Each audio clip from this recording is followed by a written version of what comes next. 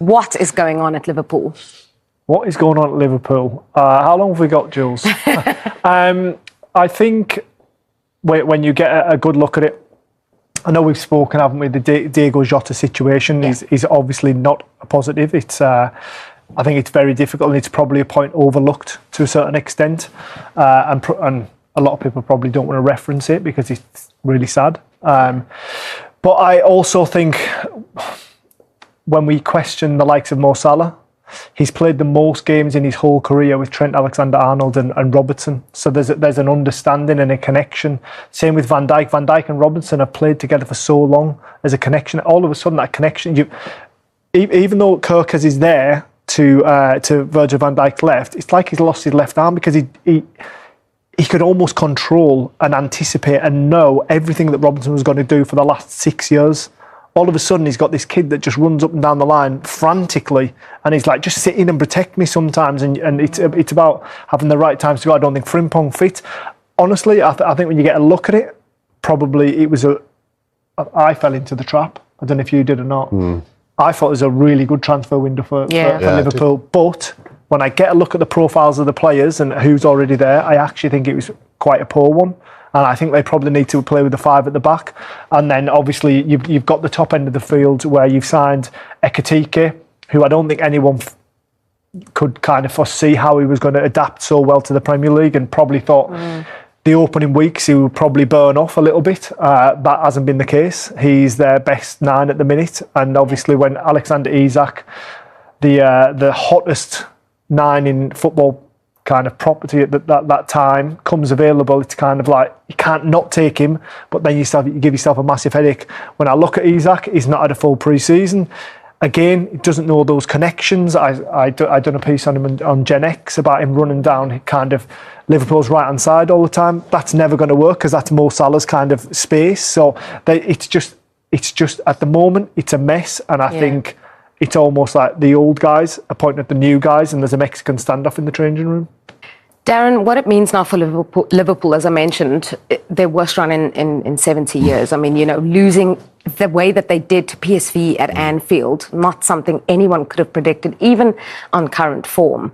The question I have for you is what happens with Arne Slot? How much goodwill does he have? How much time did he bank himself by winning the Premier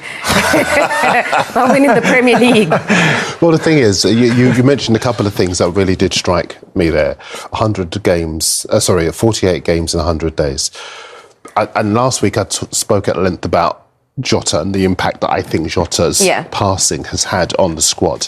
And You've almost underlined what I said last week. I don't want to go over that again because they were points that stand full stop.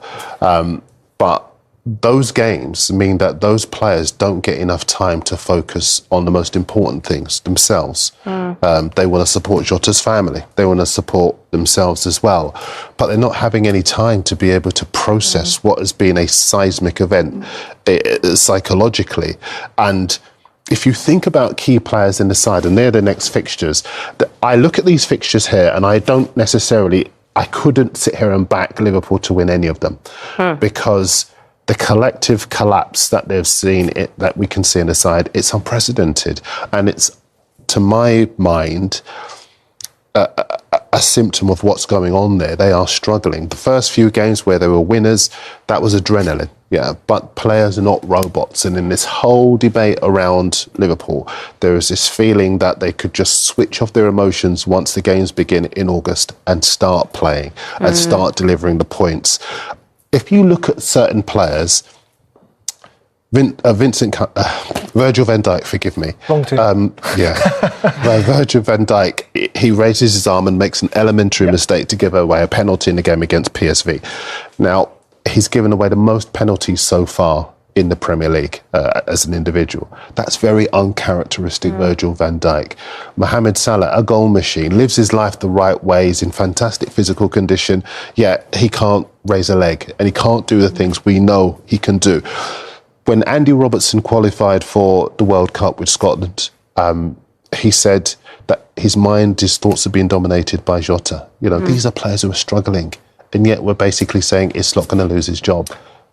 To me, it's crazy. Do you think there's any accountability on Arne Slot? So when I say that, kind of, you're coming off last season, you're coming off Jurgen Klopp, who's heavy metal football, high intensity, and you had a kind of perfect concoction of the squad being like that, being so drilled into that way of thinking and playing.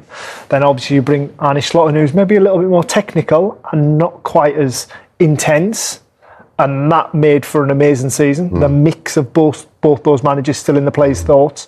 But all of a sudden we go into the new season and that kind of old way and Klopp's way is starting to die off, and now we're seeing Arne Slot's more technical. Well, I think style. we saw that last season.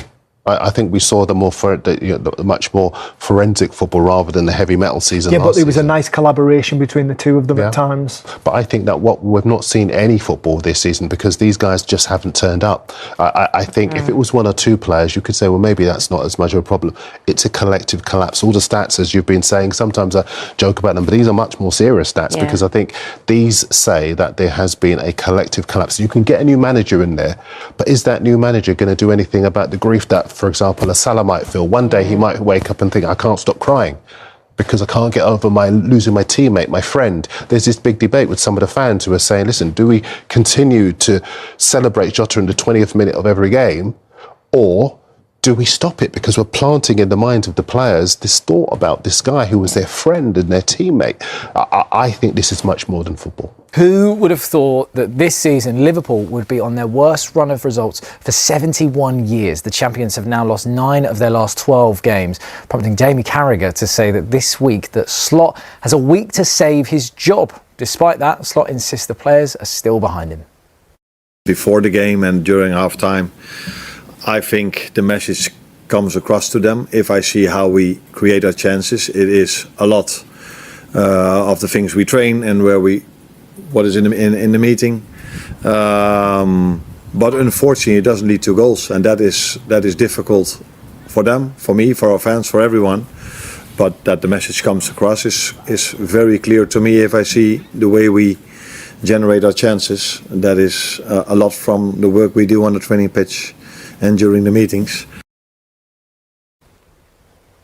Well, Liverpool are, and to be totally honest, in free fall, but did their problems actually start to set in at the end of last season? So get this, since they were well beaten by Newcastle in the Carabao Cup final in March, Liverpool have won fewer than half their games, just 14 out of 29, and they've scored just one more goal than they've conceded. I mean, that stat alone, I mean, it's quite shocking, isn't it, Roberto?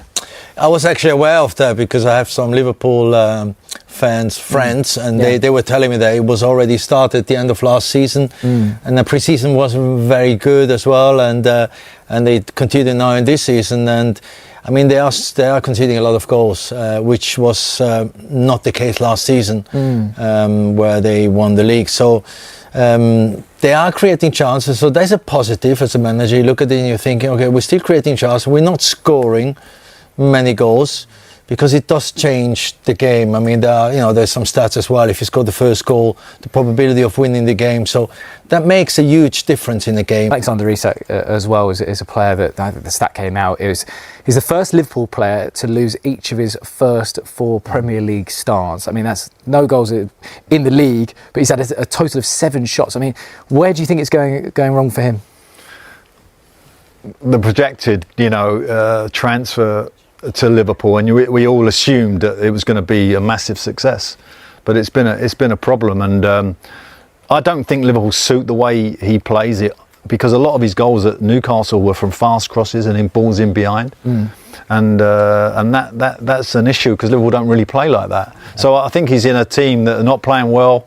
I think the chances he usually gets are not coming his way, and he is finding it very difficult to adjust. They are not in a good place at the moment. They know confidence is low, because when you don't win games, even big players, star players like they have in their team, they lose the confidence, and then you have to start rebuilding that. So it's a bit of a mess at the moment. Yeah, it definitely is a bit of a mess. I mean, what do you make, Alan, of Jamie Carragher's comments? I mean, it feels like every now and again we're saying on Premier League Friday, it feels like we're saying, he's got a week left to save his job. But do you think that's fair? Because he's saying that he should require a minimum of 7 points from the next 3 games. They've got West Ham, Sunderland and Leeds. I just want to go back to something that I think is going wrong at Liverpool. And one of the problems you have at any level of football, forget about the top level, at any level, is conviction in what you're doing. And they show no conviction from back to front offensively and from front to back defensively. Yeah. They're just not at it. And if you're not at it, you're not going to win games. Now, is he under pressure? I think he is under pressure. And I think any manager with those statistics that are against him, even if he was in a mid-table club, would be under pressure.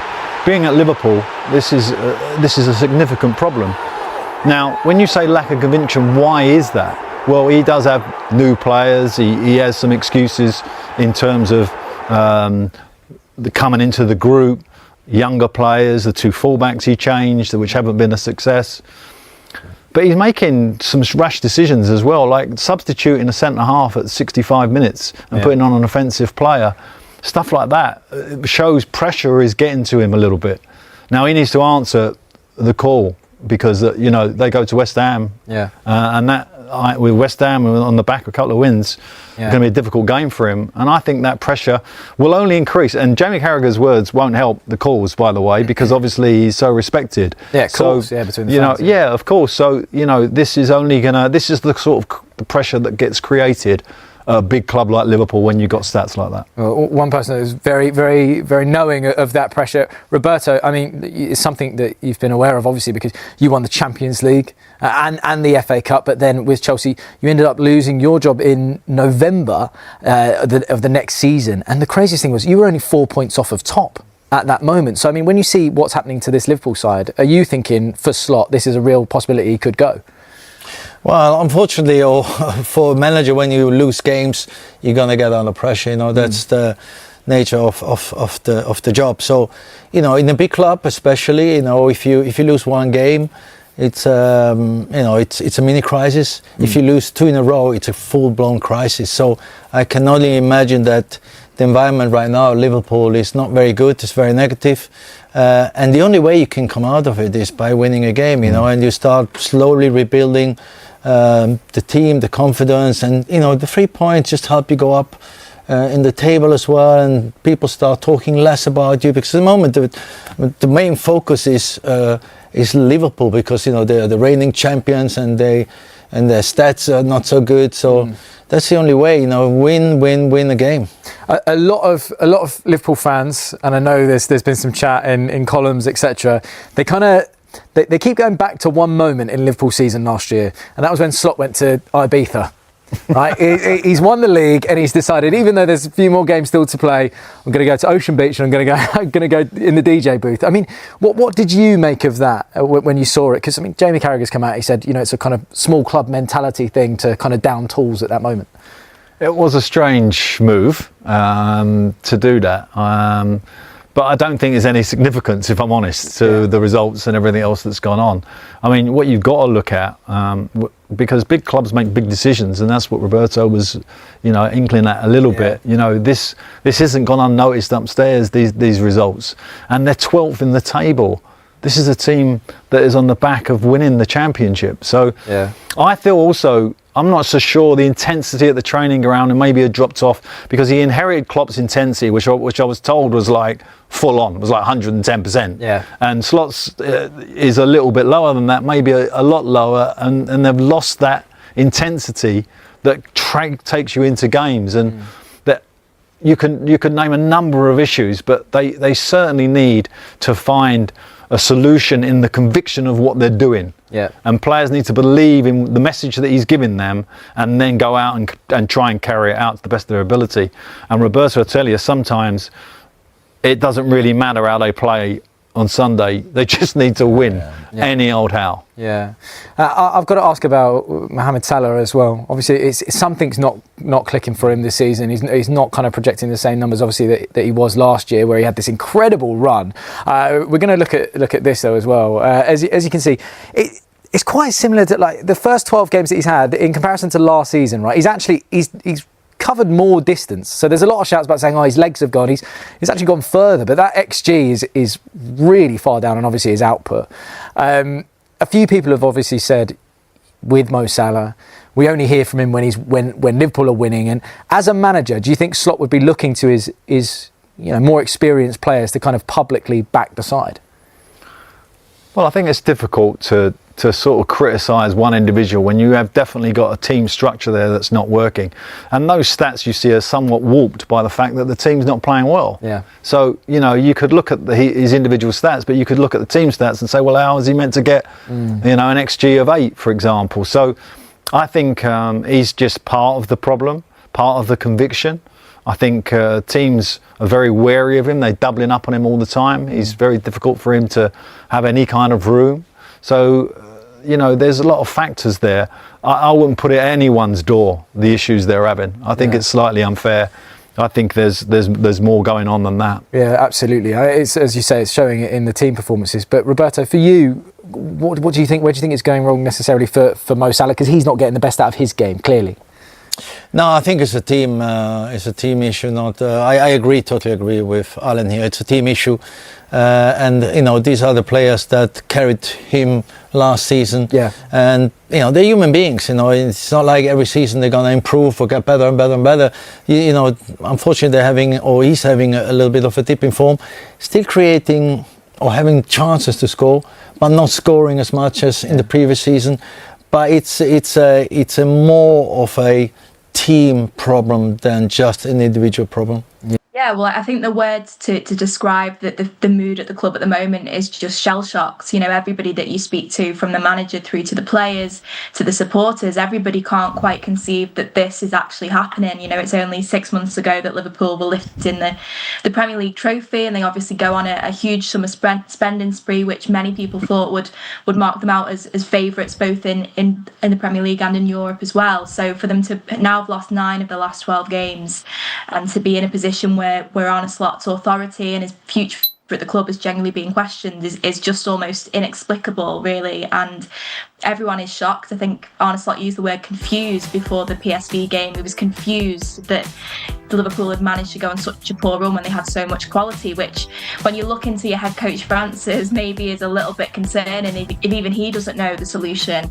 But what I will say is, as you say, I was there today. I've been there at most of his press conferences over the past few weeks, and his mood and his tone hasn't really changed. You know, he's not really seemed too downbeat. He seemed to sort of maintain that air of sort of quiet calm, which was so integral to Liverpool's success last season.